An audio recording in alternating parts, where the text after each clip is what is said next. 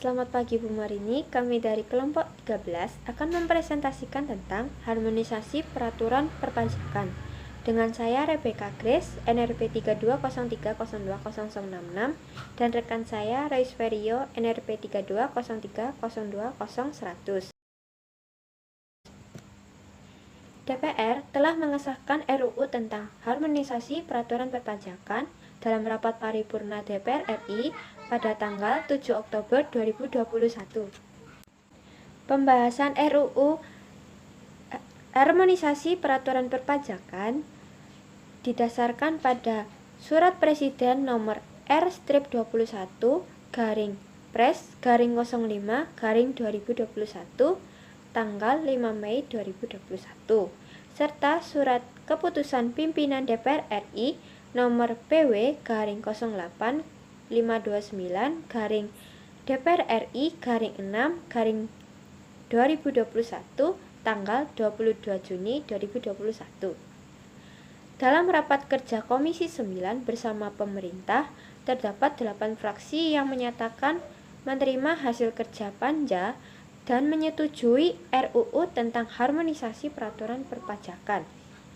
Sesuai dengan pengambilan keputusan pada tahap pembicaraan tingkat 2 dalam rapat paripurna DPR RI telah disetujui dan ditetapkan sebagai UU tentang harmonisasi peraturan perpajakan.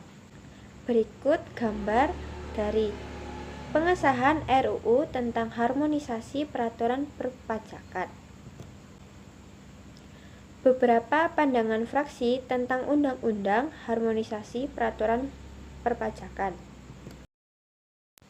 Yang pertama, fraksi Partai Demokrasi Indonesia Perjuangan atau PDIP, yaitu memperhatikan aspirasi dan nasib kelompok bawah dengan membebaskan pengenaan PPN dan barang kebutuhan pokok, jasa pendidikan, kesehatan, transportasi darat, keuangan, dan pelayanan sosial untuk masyarakat. Yang kedua, fraksi Partai Gerakan Indonesia Raya atau Partai Gerindra diharapkan program dapat meningkatkan kepatuhan sukarela dengan basis saling mempercayai dan berdampak secara signifikan pada peningkatan penerimaan pajak berkelanjutan dan masyarakat tingkat bawah dan pelaku UKMM untuk diatur threshold pengendaraan bruto tidak terkena pajak. Yang ketiga, fraksi Partai Golongan Karya atau Partai Golkar.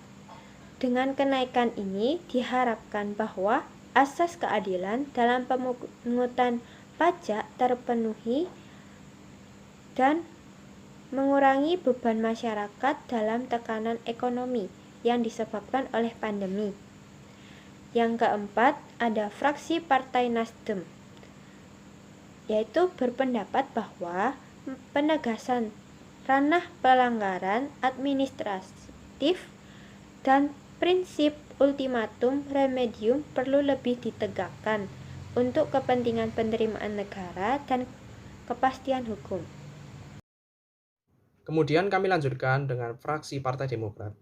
Partai Demokrat memastikan agar pemerintah tetap berpihak dan memberikan dukungan terhadap perkembangan UKMM, terutama di tengah situasi pandemi, agar dapat bertahan dari keterpurukan. Kemudian dilanjutkan dengan fraksi Partai Kebangkitan Bangsa yaitu PKB. PKB mendukung penerapan pajak karbon sebagai salah satu instrumen dengan harapan dapat mengubah perilaku masyarakat untuk mengurangi emisi gas rumah kaca yang ditimbulkan oleh perusahaan dalam proses produksi.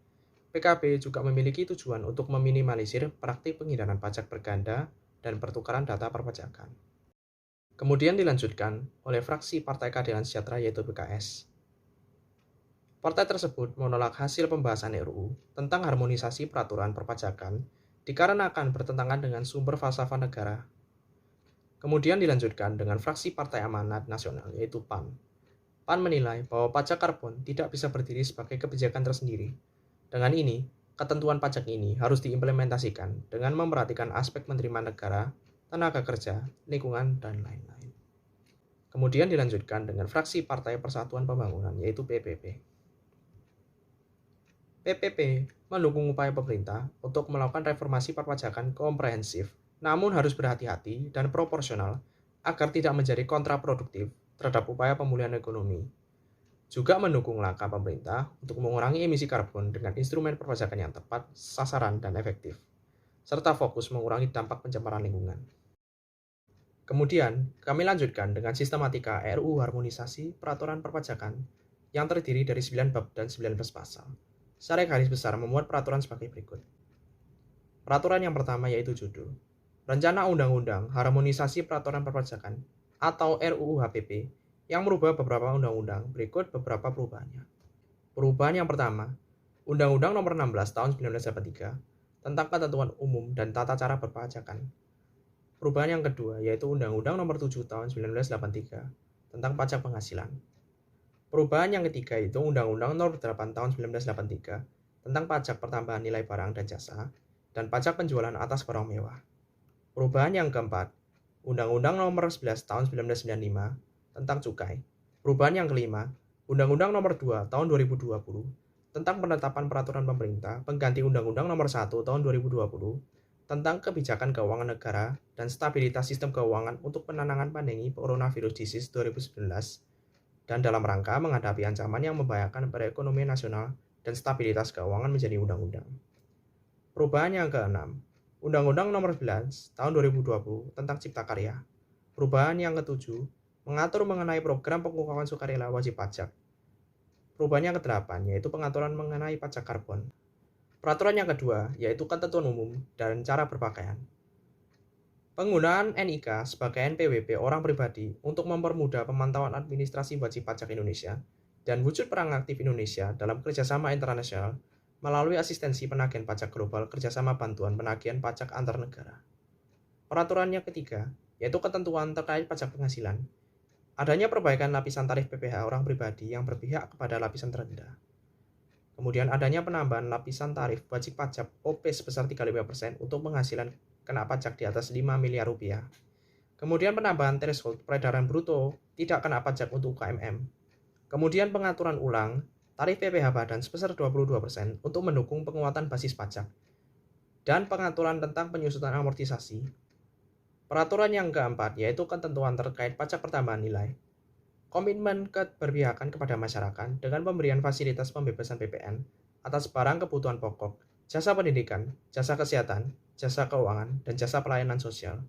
Yang kelima, ketentuan terkait program pengungkapan sukarela wajib pajak, mendorong peningkatan kepatuhan sukarela dengan menyusun PPSWP untuk memfasilitasi WP yang memiliki tingkat baik. Peraturan keenam yaitu ketentuan pajak karbon, komitmen terhadap lingkungan perubahan iklim, dan penurunan emisi gas rumah kaca agar dapat mewariskan negara ini terhadap generasi penerus bangsa. Dan peraturan ketujuh yaitu ketentuan terkait cukai, penegasan ranah, pelanggaran administratif, dan prinsip ultimatum remedium untuk mendorong restoratif justice di bidang cukai.